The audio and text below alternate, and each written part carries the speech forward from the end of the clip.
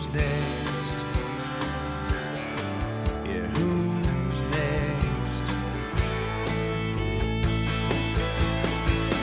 Who'll ride a greyhound all night long? Welcome to the C.L.I.M.B. This is a show dedicated to helping singers like you, songwriters like you, and indie artists like you create leverage in the music business. That's what you're going to need. You're going to need a little leverage. Not your hat in your hand, not luck, but leverage. And that's why this podcast exists. We want you to win. We want to be inspirational, motivational, and most of all, educational so that you know really what's going on, so that you're not telling yourself stories, that you know the real deal, and you can get out there and make a difference. And that's why we called it the C.L.I.M.B. It stands for Creating Leverage in the Music Business. See what we did there? See what we did? See what Brent did? Clever. Genius. With that, I want to introduce you to my co-host and master wordsmith, Mr. Brent Baxter. Brent is an award-winning hit songwriter with cuts by Alan Jackson, Randy Travis, Lady Antebellum, Joe Nichols, and more. And he also helps songwriters like you turn pro by teaching the art, the craft, and the business of songwriting. And you can find Brent at songwritingpro.com. Once again, that's songwritingpro.com. Hey, and I would like to introduce you to my co-host, Johnny Dwinell. Johnny owns Daredevil Production. It's an innovative artist development company. They help you find your sound, and they help you find your audience. Not only do they develop and improve your artistry, they also grow and monetize your fan base, creating that cash flow. Money, money, money, money, money. Daredevil has worked with multi-platinum artists like Colin Ray, Tracy Lawrence, Ty Herndon, and Andy Griggs, just to name a few. You can find Johnny at daredevilproduction.com. That's production, singular, no S, and we know why there's no S, because there is only one Johnny D. Thank goodness for that. Sure, Amen, my mother thanks everybody for that. Yeah. Bless her heart. How you doing, brother? Man, I'm rocking along. And I'm going to rock along and just ride the wave, because I don't have to do that much talking, because it's a Johnny episode. I got a little bit of a rant today. Then I can really sit back. You just go. I'll just go grab a snack. I'll come back and check in and say, see you at the top. I'm a little wound up. I mean, I'm not going to lie. I've been thinking a lot about this for like the last 2 weeks. We've had several conversations about it. And it is, I mean, the writing's on the wall.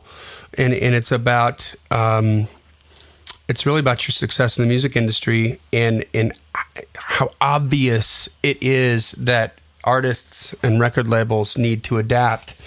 And I'm going to give you the title. Title is Ignorant Boxers and Your Success in the Music Industry. Try to keep this brief. Yeah, see what I did there? There we go. I've been sitting on that one all night long. You're so good. There we go. So good. Such a pro. But hey, before that, we're going to do a little bit. We got a review to go over, right? You're going to read one off, Brent? Yes, we do. We have a tasty 5-star review called, and the title is Music Business Psychology 101. This is by Kermit the Pod. Yes, I'm going to do my worst Kermit. Hi-ho, Kermit the Frog. That was the worst Kermit the Frog. But in honor of you, Kermit the Pod. All right, so it says, school shouldn't be so complicated to understand or make A's in for your success. If you plan on graduating into a music career, let Brent and Johnny take you to school each day. The C.L.I.M.B gives you the answers to all the tests. Thank you, guys. With this, I won't even need lunch money. I'll be home by noon. Oh, out of class early because you got schooled. I love it. Thank you, Kermit. Thank you, Kermit the Pod. There we go. Well, hey, man, I was and by the way, if we really appreciate these reviews. If you like what you're hearing, please, if you haven't done it already, leave us a rating and review on iTunes. We will read it. We will make you famous. And make sure you share this. Share it with other people. Let them know. Let your other bandmates know. Let your other artists know, because they could use some guidance here, and we don't want them going down the path of the old record business, because that is kind of what we're going to get into right here today. Segues beautifully into that. But man, I was on my Facebook feed. I got lots of different things I belong to on Facebook, because all my different artists, I'm looking for content to DJ, and they have different interests, you know, everything from 4x4 trucks to jazz groups and stuff, you know. But one of them was this boxing Facebook page, and I stumbled across a 3-minute video on my Facebook feed that was a compilation of nothing but Mike Tyson knockouts. And I'm a boxing fan, MMA fan. It was fantastic. I watched that whole thing like with my jaw down. Like it's just that dude was incredible. Like bomb and that one hit. Oh yeah, and that one time he hit Will Smith and Jazzy Jeff and the Fresh Prince. Oh yeah, that's my favorite fight. He felt like his legs fell off. Yeah, sorry, that probably wasn't real. But you know what? I mean, you wouldn't know because that's why it works so well. It's because most of his knockouts, right, were happening like in the first or second round, like a whole an abnormal amount of them, and with one punch, not the combo, not I stunned him. Now I'm going to get in and finish the job. No, it's just like pop and he's down, he's out, knocked out cold. It was insane. So, and just for the record, he didn't really hit Will Smith. That was the Fresh Prince and whatever that group was. TV show, right? That was when they when he was doing Jeff in the Fresh Prince. Yeah, he had a song called "I Think I Can Beat Mike Tyson." Yeah, I remember. Spoiler alert: he didn't. He didn't. Yeah. Anyway, so I got on this like really crazy binge, and I started just watching like a bunch of old boxing, on YouTube, pulling up Sugar Ray Leonard and some really old stuff like Sugar Ray Robinson and Rocky Marciano and. In the 70s and the 80s fights, Roberto Duran, Sugar Ray Leonard, Mike Tyson, Don King. Don King's there the whole time. Yeah. And so it gets me thinking, right? That like no matter who wins, Don wins. Yeah, well, yeah, because sometimes he's representing both fighters, okay, which was fascinating, right? But and by the way, if you're not aware, Don King, if you're not a boxing fanatic, Don King was one of the most successful boxing promoters on the planet, and he's also arguably one of the shadiest individuals ever, okay? With the best hair. Yeah, with the crazy hair. He's the black dude with the crazy hair that's sticking straight up in the air, but it's gray on top, and he looks like a mushroom cloud. Like it's all like a bomb went off on the top of his head, right? Yeah. So Don, and it's not just Don, like Don along with a ton of boxing promoters were famous for finding boxers with promising talent and screwing them royally out of most of the money that they could be making. And they would find these boxing diamonds in the rough, these kids, and they were gifted at a young age, but they were from the ghetto, man. So they were broke, uneducated, naive, and desperate. And those magic ingredients, naivete, lack of education, extreme poverty, and despondency, made all of these young boxers very easy prey for these fight promoters. And this is like it's such a famous story, it's almost a cliche, but it's because it happened all the time. They would roll in there with a briefcase of $50,000 and a brand new Cadillac for the boxer, and they felt like they were rich, and they looked like they were rich, so their mamas were happy, the neighborhood was impressed, and that's all they needed. But meanwhile, they're putting thousands of people in seats to watch them fight, and Don King is charging hundreds of dollars, even back in the 70s, thousands of dollars to go and see that, and then the networks were paying millions of dollars to broadcast that fight. And then we got into pay-per-view in the 80s, and it was just insane, the amount of revenue that they were collecting. And you really had to kind of stick around for a while, and really be in the limelight, the really, really big shows, before you were going to make any money as a boxer. But there was all kinds of business going on prior to that. And that's what I want to talk to you about. I mean, as long as there's that ignorant boxer that has a lot of talent, there's going to be a Don King standing right behind him with one hand on the microphone going, "America's great. He is the greatest boxer in the world. I love America." And his other hand's in his pocket. Yeah. Right? And so, I mean, most boxers ended up broke. They didn't have the wherewithal to learn the business. They didn't understand the value at that stage of the game. King had a huge personality, and he was a genius at manipulating the media, the consumers, the talent, and arguably some of the events. Right? But again, he's the one pulling the strings. He's the third party. So right now, here's the bombshell. The same is true for artists and, to an extent, record labels. You're the ignorant boxer. You're the ignorant boxer because, and this is what gets me wound up, you're the ignorant boxer as the artist, and the role of Don King is being played by companies like Spotify, Pandora, Deezer, Slacker, all terrestrial radio stations, and record labels. You know, if you're the writer, you get paid by the terrestrial radio station, but not if you're the performer in America. That was a backdoor hustle back in 1940 that still stands today. Different over in Europe, but not if you're American, because Europe's like, this is the dumbest thing we've ever seen. So whenever your artists come over here, we're not going to pay them for performance either. Which is sick. And but listen to me. So even this is not just indie artists. This is signed artists. This is your icons. This is your superheroes. Superstars like Taylor Swift, Jay-Z, Lady Gaga, U2, AC/DC do not know who their customers are. They know the demographics of who their customers are, but they don't actually have the contact information. But Spotify does. iTunes has all that information too. So who wins? They win. They get all the money. Yeah, they'll never share that information, because if they did, they would become irrelevant. So just on a common sense level, forget about how like deep we're going here into the business, but just on a common sense level, if there's something in your head that's saying, you know what, I'm going to wait one more day before I start to figure out how to collect contact information, because it can wait. If it's not that important, why won't they tell you? And guess why who won't else? they give you the information? Yeah, why won't they tell you who your customer actually is? You know, they'll give you metrics of, oh, they're from, these clicks came from this country and this stream came from that country, but who is it? I want to reach out to that guy and thank him and create a relationship. You're not going to do that. And this is such, this upsets me so much that in 2003, iTunes was delayed because Apple had 400 million email addresses. And in order to open iTunes and kind of make it viable, what did they need? They needed the brand names. They needed the artists. And so in order to get those artists on there, they had to go to the people who own the masters, and the people who own the masters are the record labels, and they had to get license agreements for those.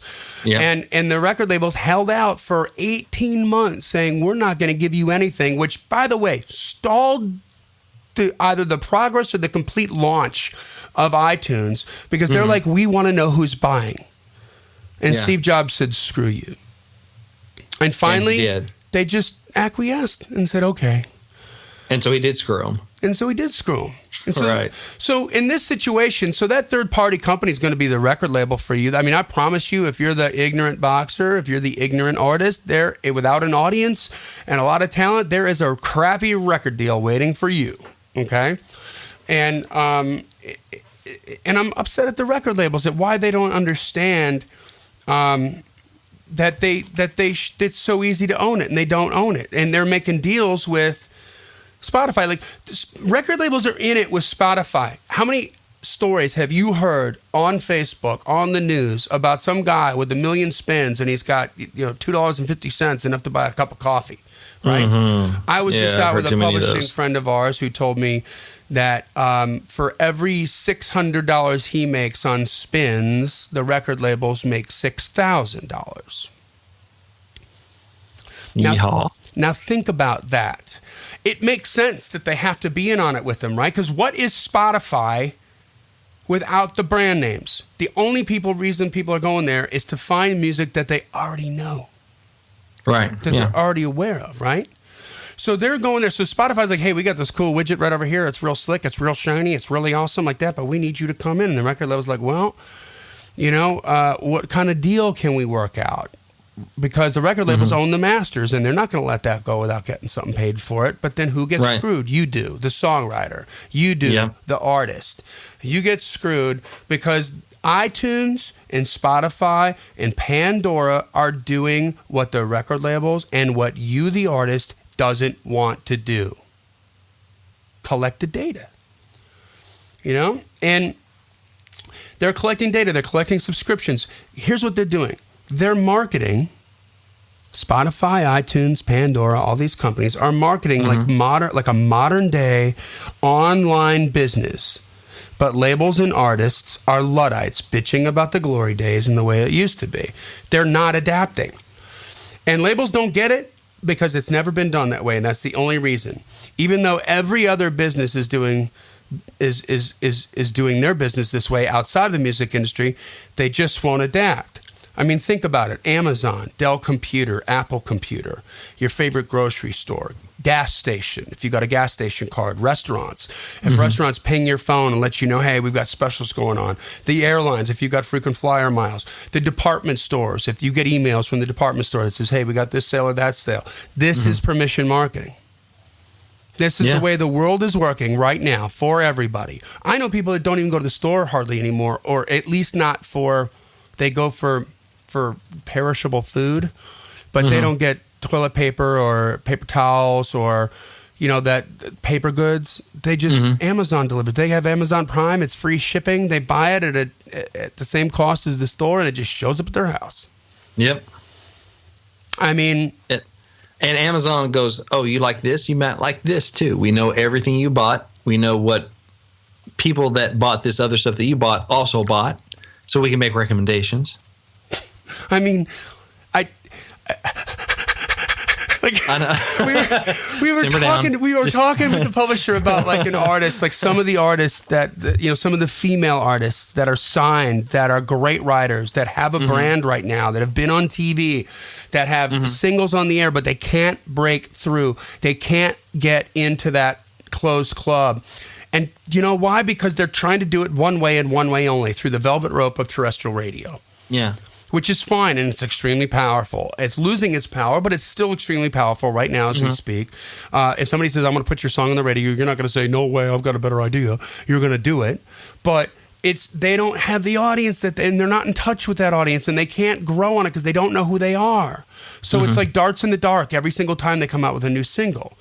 What would the music business look like if all these iconic artists and all the indie artists like you had databases and knew exactly who their customers were? It'd be wonderful. What if all artists had their customer credit card numbers stored for them? It's an inexpensive app on your WordPress website or whatever website platform you use. There is an inexpensive app that will store those credit cards, Stripe, something like that, where you don't have to deal with it. You don't have access to it. It's completely safe, and you can store it for them. So next time they come back to buy again, it's an easy click. And you can actually reach out to them and let them know when you have something else they can buy. Exactly. And you can do it for free. For free. For free. FREE. All you got to do is collect that data. All you got to do is go through the behavior modification. Don King companies like Spotify, I'm using the metaphor not as in Don King owns Spotify because he doesn't, they would lose their power. Some of them may become irrelevant. Now that you may think like, oh, they're so big they can never feel blah, blah, blah. Well, just think about what the internet did for the complete travel agency business. Blown out of the water. Forget about it. Yeah, who thinks about calling their travel agents? They just go to their favorite travel website. It's significantly changed the auto sales industry because consumers are coming in more educated on the vehicle that they want to purchase than the salesman. Yeah, because they can research it beforehand and they go, well, Kelley Blue Book says it's worth this. Yeah, or I went on Carfax and they said this. Or I know I can get the aluminum things with the power thing, and I know this is blah, blah, blah, blah, blah. And basically they can order online. They just go down there to pick it up and sign the paperwork. Yeah. Yeah. I mean, it's crazy with that. And how about, if the artists had that, if the artists decided to take that power, or the labels decided to take that power for themselves and build that up over time, it could absolutely, if it doesn't obliterate companies like Spotify, it's going to change the relationship significantly. And for artists who come in with an audience to a record label, that's going to change your relationship with the record label significantly. Now they need you just as much as you need them. It's not a hope and a promise. Right? It's like, no, I already got some cash flow going, and you boys better step it up, or I'm going across the street. Right, yeah. And you can do it. Right? And if you don't need Spotify to get your music to fans anymore, then I promise you, like if we could wave a magic wand and all artists knew exactly who their customers were, from Taylor Swift all the way down to everybody listening to my voice, and they all knew from whether you got 5 fans or 5 billion fans, if everybody knew who they were and had their contact information, Okay, the deals, all of Spotify, we'd be getting a lot more per spin. Songwriters would get paid more. The bottom line is Spotify doesn't have traffic unless millions of people are looking for Spotify doesn't have a business unless they have traffic. And they don't have traffic unless millions of people are looking for their favorite artists and titles and songs that they are aware of. That, by the way, Spotify ain't paying for that. Right. Record labels are paying for that. And at the end of the day, if the artist is making money, record labels aren't paying for it. The artist is paying for it. Yeah. So Spotify can't represent the brands that they don't have license agreements for. So it just occurs to me that back in the day, those ignorant boxers, they didn't have a choice. They couldn't target, connect, and grow their audience without characters like Don King. Okay, but you can. And still, you don't. You don't. This is the hardest part of Daredevil right here. People pay me good money to help them market, and they won't go through the behavior modification because they don't understand. And here's another example of how huge this is. We've talked about this before, but it just bears repeating. For decades and decades and decades and decades and decades, the richest people in Texas were the oil tycoons. Old money, right? Old money. The Bushes, I'm trying to think of some other big names. They're eluding me right now. But so this one dude comes in and for hundreds and hundreds of years, if you made a widget, you put it in distribution if you wanted to sell it outside of the town that your widget factory was in. You had to be in the JCPenney catalog. You had to be in Kmart. You had to be in Best Buy. You had to be in CompUSA. You had to be in these huge distributorships, Kohl's, whatever Nordstrom's, whatever. Like you had to be there or you weren't going to sell the product. But in order to be there, you're only selling your product for 50% of what you're charging. Yeah. Right. What the retail price is. So you only get half the money, but here's the thing, quote unquote, we make it up in volume. Right. That was the deal with distribution. But then Michael Dell comes in and says, well, the internet started up. Seems to me we can go out and find everybody. And I'm spending the money to make the computer, to create the computer, to dream it up, to make it a reality, and then a fortune getting the word out and making people aware of it and getting in the consumer's mind with my product. Why do I want to give half the money away to a distributor? They can just come to me. Right. Yeah. 7 years later, he's the richest guy in Texas. And not by a couple votes, man. Like by billions of dollars, he's blowing everybody out of the water because he's like, if you want to get what I got to offer, you got to come to me. And then guess what happened after that? There was multi-$100 million distribution businesses that were publicly traded companies that collapsed in a decade. They collapsed. They're gone. Because what's the power of a distributor? There's only one thing that a distributor has that the original equipment manufacturer, the creator, doesn't have. And what's that? Access to customers. The relationship with the end user. Distributors never shared their information with the original. No. You want to get an Apple? We'll make that happen. That's why you got us. You just go through us and you keep that going. And this is what Spotify's doing to you, man. You want to reach your end user? Hey, Johnny, have you ever read the book Freakonomics? No. You need to check out that book, Freakonomics. I used to have it. I don't have it anymore. But one thing they talk about is like real estate agents and the power of information. We need real estate agents because it's too complicated or whatever. They have all this information we don't have. Some of it we're not supposed to have because you got to be licensed, whatever. So check that out. Read it. I will. That section of it. Let me know what you think. I will. And that also makes me think maybe a topic for a future episode that might be helpful for people is saying, okay, what if somebody's like, okay, I'm going out, I'm playing shows. How do I go about collecting some of that contact information?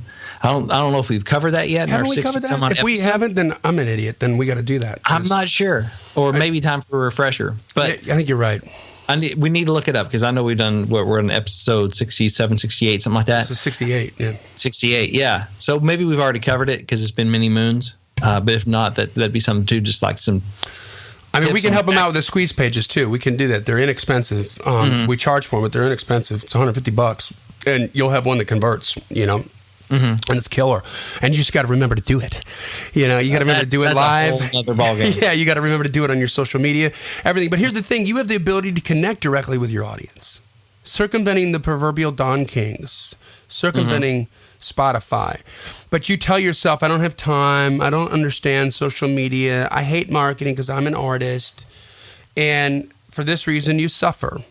And you will continue to suffer. And not for nothing, the music industry continues to suffer until your passion for the dream dries up with your artist's soul. And by the way, some point in time, God forbid, but it's just the way it works. Keith is going to die. You know, Keith Richards is finally going to die. The Stones are going to die. Paul McCartney's going to die. Billy Joel's going to die. They're old. They're in their 70s. They're in their 70s. It's going to happen. It's going to happen in the next couple years. And when that happens, that's 40% of our top grossing tours from last year. How disgusting is that? Yeah. The other two artists are in their mid-50s, which is Celine Dion and Guns N' Roses. Wow! So they're coming right up there. You know, we only got two artists that grossed that were in the top 10 grossing tours last year. They're in the 20s. So this is because we don't know what we're doing, but we need to learn. Okay. Okay. Who are those two artists? Bieber and Adele. There we go. Wow. But check this out. So 30 years ago, 1987, top 10 grossing tours of that year. 3 of the artists were in their 30s. Ozzy, Kiss, and Aerosmith, and everybody else was in their 20s. And everybody else was Madonna, Michael Jackson, U2, Bon Jovi, Def Leppard. I mean, these amazing talents that stuck around forever, but we just stopped planting new trees because we're not taking care. Because and guess what? Companies like Spotify and Pandora, these are, I promise you, these are turnstile corporations. I can't imagine they're going to be around in 20 years. I don't think they will be unless the deal changes and they come up. Because if all the artists and all the record labels knew who their customers were and didn't need Spotify, it's just applying their software technology as an aggregate to keep the playlists, right? And just like everybody can submit here, but instead, like we already know who our customer is. So if you want some traffic from us, right, exactly, you got to cut us a better deal. As opposed to here's a crumb. We're going to be over here at the table with the big boys eating steak. You know, right, exactly, yeah. But hold on a second. There we go. So I mean, Expedia knows who you are. Artists have art. Therefore, they have the fans, and their brands create the traffic. And until they learn to do this themselves, there's always going to be a Spotify or a label to do it for them. And I cringe. I hope this sort of explains why I cringe still when I hear remarkably gifted artists who want to get a deal right now, but they don't have an audience. You know, what if the label says yes, right? You're screwed. You get to tell your mom that you're signed and that's real super fun until you realize that your record deal plus $2.50 is going to get you a cup of coffee at Starbucks. Right. You need to get an audience. Now think about this. So this is not dreams. This is not pie in the sky. Tim McGraw just left Big Machine with the Sony. Now, I don't know the specifics of the hit deal, but I promise you it's pretty awesome. Yeah. Right? Why does Tim McGraw have a really awesome deal? Because I got 35 or 38 number ones? However many. Yeah. A lot of them. Yeah. I've got a huge audience. I'm already marketable. I'm already a star. So now it's a partnership. Tim doesn't have his hat in his hand. Do you think Sony's they're going to let me come on board? Do you think? Just give me a chance. Just give me a chance. Just give me a chance. So, what do you think the odds of a guy singer like me and a label like you are getting together and maybe making some magic? 1 in a million. So you're saying there's a chance. Right. But if you change the game, I mean, because this is what happens. Like, Aerosmith deal, by the way, man. So here's the power of an audience, right? Now this is times a couple zeros, but the same thing holds true on an indie level. But when they were revived by Geffen, right? They were on Columbia through the 70s. They got drugged out. They split up. And then in the early 80s, mid 80s, John Klodner over at Geffen signed him and brought him back from the dead, cleaned him up enough to get him on the road and make some new records. And they were fantastic. And God bless him. They released Permanent Vacation and Pump, which were 1 and 2. And then Columbia, I remember Columbia signed him to a $30 million record deal. They were in their 50s at this point. Wow. And I didn't understand. I was like, how? I was talking to my buddy Mark O'Toole, who I've since lost, plus, rest in peace. But I was like, how? They still had 2 more records to do with Geffen. And before they were going to start their deal, and $8 million of that was like guaranteed like just a signing bonus, right? Mm-hmm. So I'm like, what are they doing? Like, they're still a mess, like, like there's no guarantee that they're even going to be alive 2 records from now.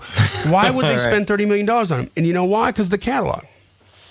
Because Columbia's still in the catalog. Catalog was going to revert back to them if they didn't sign them. So they signed the deal. They got to continue to license the music and get it out to their customers, right? Mm-hmm. Deliver product to their customers. And Aerosmith, thank God they continue on, one of my favorite bands. But this is the power of an audience, okay?